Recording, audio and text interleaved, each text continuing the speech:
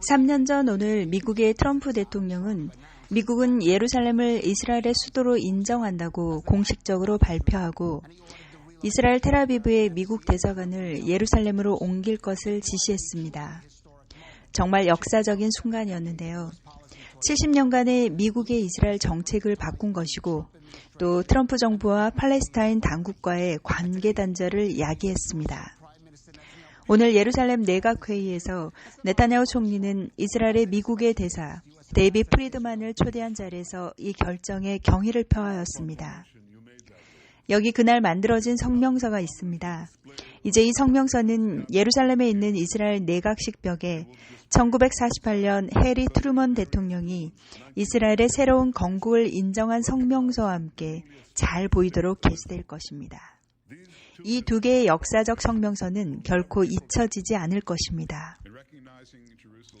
트럼프 대통령은 예루살렘을 수도로 인정한 것 외에도 다른 일도 이루었습니다.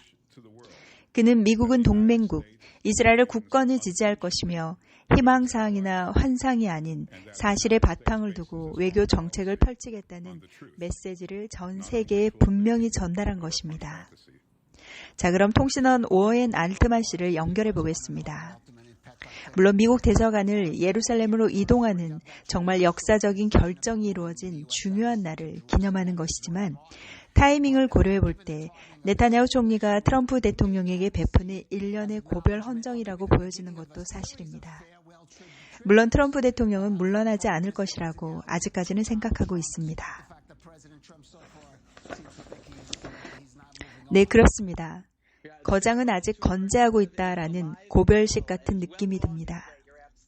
예루살렘 내각실의 분위기와 연설 내용으로 볼 때 데이빗 프리드만이 성명서를 내각식 벽에 거는 모습을 보면 트럼프 대통령에게 감사 메시지를 전하는 것을 볼 수 있습니다.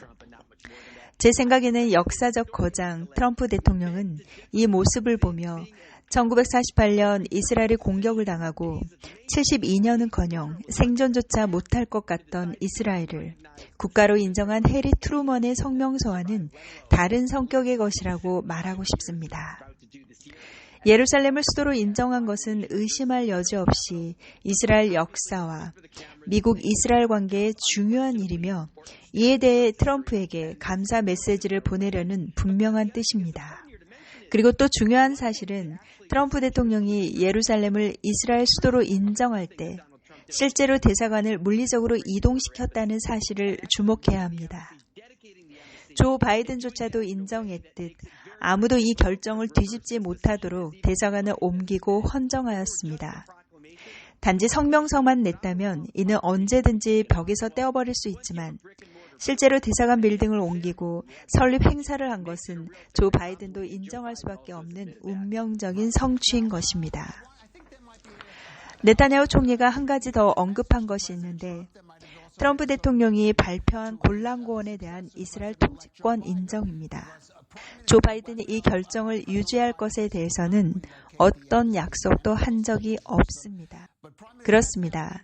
이 결정은 실제로 물리적인 빌딩을 이동시킨 것이 아니기 때문에 골란고원에 대한 결정은 쉽게 번복될 수도 있습니다. 서한지구 정착선언 또한 그 자체로 위법은 아니고 번복될 수도 있습니다.